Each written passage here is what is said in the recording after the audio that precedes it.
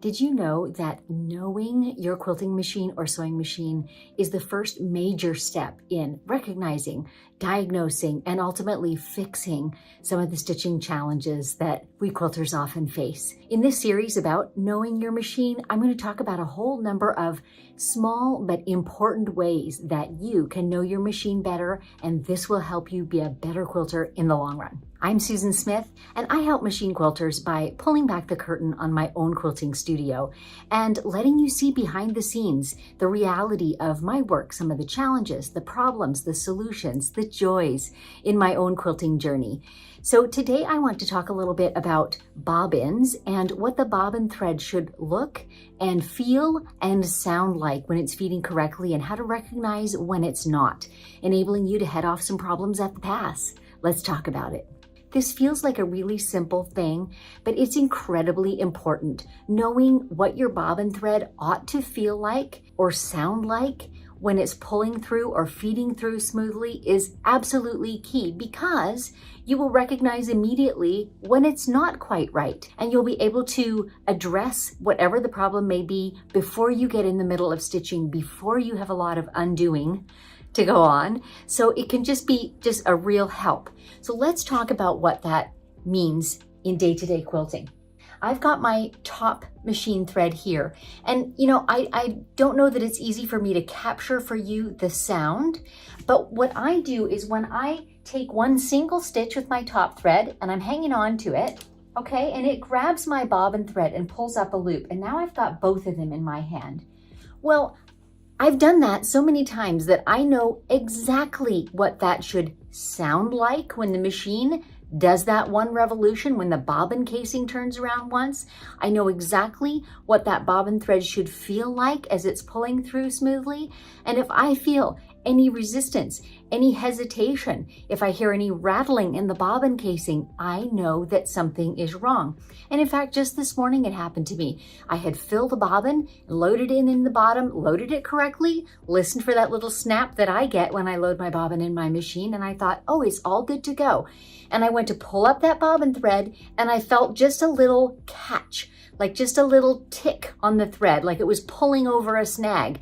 And so I took another stitch and did it again, same problem. I did it a third time, same problem. And I realized right there, something's wrong. So here's the thing, it is forming a stitch. It is pulling up the bobbin thread. I could go ahead and start stitching on my project, proceed along, and it's forming stitches, but they're not going to be right. Something's going to be off in the tension. Something's going to catch a little harder, and I'm going to have a broken thread. In some way, that problem, if I don't resolve it, is going to rear its ugly head and create difficulties in my quilting, and I'll end up having to undo. Much better to recognize it right away before I even get started stitching and take steps to fix it. So what did I do? First off, I pulled my bobbin out and reloaded it. Still that same little catch. I did that one more time just to be sure. Are you sensing a theme here? I tend to repeat myself a little bit because sometimes you just don't get it quite right the first time. So I loaded my bobbin a second time, still that little catch. And I looked inside it. I had just cleaned out my lint. I had just oiled, and I couldn't see any pieces of thread or any difficulty there. So I moved on to the top thread. And when I opened the cover of my machine, as I can do right here, and I can see my whole threading pass, nothing visibly was wrong, but I still knew that something was catching. So I actually just unthreaded my machine. So I snip at the top, pull my thread out through the needle, and then I rethreaded that top process.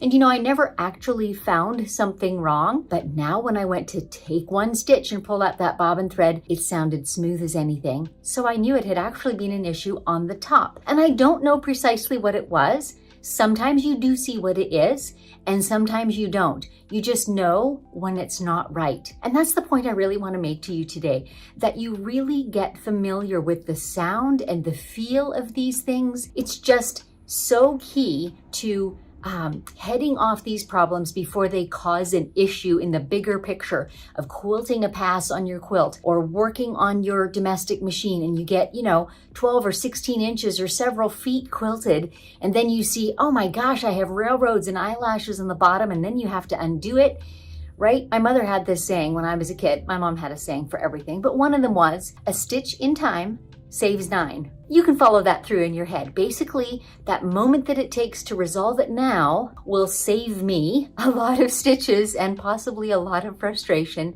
down the road. So it's worth it. And the key to recognizing those problems is to know when things are right, and then you immediately know when they're not quite right. So happily, that was on this quilt that happened to me, and happily I figured that out. I was not in the middle of a long straight line of stitching. I was able to resolve it before I began my stitching, and all went well and went smoothly. So I encourage you, whatever you need to do, it may be something as simple as, taking off your headphones if you wear them when you quilt, or even turning down the music when you're doing some of these things, to give yourself that measuring stick, like, what should it sound like, and do I know that sound? And so I find that I often will do that actually when I'm quilting. From time to time, I'll just literally I wear noise canceling headphones a lot, but I'll pull one off my ear so that I can hear my machine. And I'll talk about hearing the machine more at other points in this series. But I just think it's key that you do become finely attuned to your machine, and this can really, really help remove a lot of the frustrations in your day-to-day quilting. So watch for other tips in this series. Know your machine.